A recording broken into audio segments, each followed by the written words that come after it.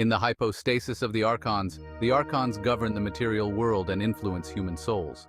The text states, the Archons created 7 powers for themselves, and these powers created 6 angels for each of them, until they became 365 angels. This creation establishes a coexistence where the Archons, A, directly affect human souls, B, through their governance of the material world, C. The material world's influence on human souls is evident in the text. They had taken form in the following way. By the will of the Father of the entirety, the 4 lights appeared from the divine autogenes, and it expressed the will of the invisible Spirit. The relationship is reciprocal, as human souls are influenced by and influence the material world they inhabit. In the narrative of the hypostasis of the Archons hold significant sway over the material world. This dominion allows them to exert control and influence over human souls. The Archons, as celestial entities or powers, shape the material conditions and spiritual frameworks within which human souls must operate. This control over the material world is not just a direct governance, but is part of a larger cosmic purpose or design, as suggested by their creation of a complex hierarchy of angels.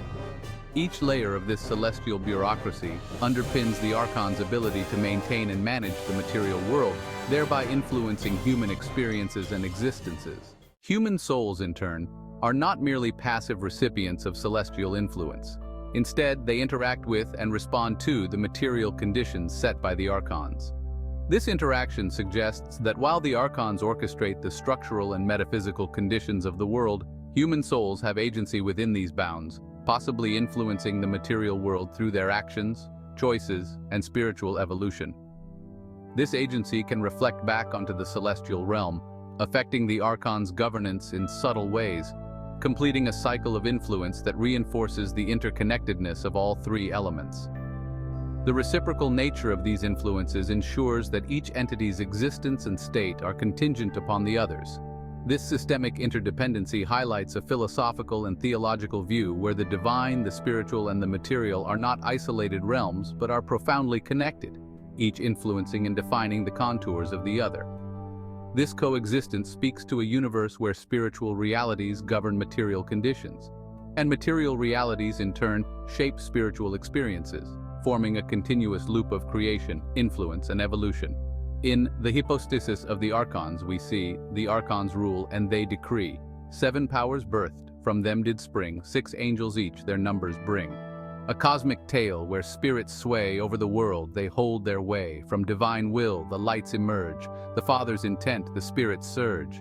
The Archons mold the world we know, in their grasp the forces flow.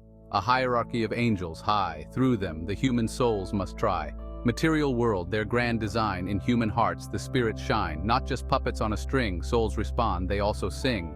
The Archons rule not absolute, for souls within they do refute, agency within constraints, influence the world's complaints. Reciprocal the forces blend, each on each they do depend. Divine and human hand in hand shape the cosmos, understand.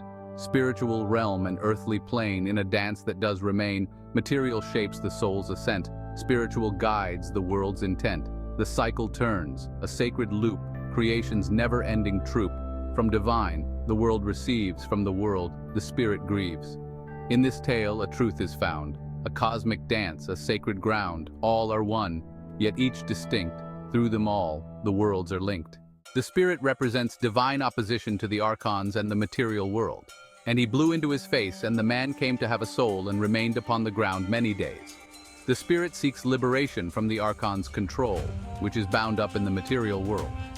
The rejection of materiality and the Archon's governance is a central theme, creating a state of equilibrium where the spirit opposes and balances against the forces of material existence. In the narrative context, the spirit represents a divine or transcendent essence that inherently resists and opposes the control exerted by the Archons and the limitations imposed by the material world. This spirit is conceived as a force of liberation and spiritual transcendence that seeks to free human essence from the constraints and dominations of the Archons, a celestial bureaucracy that governs the material world. The spirit's opposition to the Archons underpins a fundamental philosophical dichotomy between spirit and matter, freedom and control. The Archons, as entities, embody the governance of the physical material world and inherently oppose the liberating influence of the spirit. Their existence and actions are designed to maintain structure and order within the material realm, which by its nature is viewed as limiting or even imprisoning the spiritual potential of humanity. This view of the material world as a domain of entrapment aligns with the Archons' objectives, reinforcing their opposition to the spirit. The material world, therefore, becomes both a battleground and a connecting point where these forces interact and resist each other. The equilibrium in this triad is maintained through continuous opposition and interaction. The spirit's efforts to liberate and transcend the material constraints are balanced by the Archons' efforts to maintain control and order. This ongoing tension creates a stable system where neither force can completely dominate, leading to a state of existential balance. The material world, as the medium of this conflict, is influenced by both forces. It is shaped and reshaped by the spiritual aspirations of liberation and the structural necessities of control and governance. Thus, in this metaphysical framework, equilibrium is not merely a cessation of conflict, but an active, dynamic process of opposition that sustains the cosmos.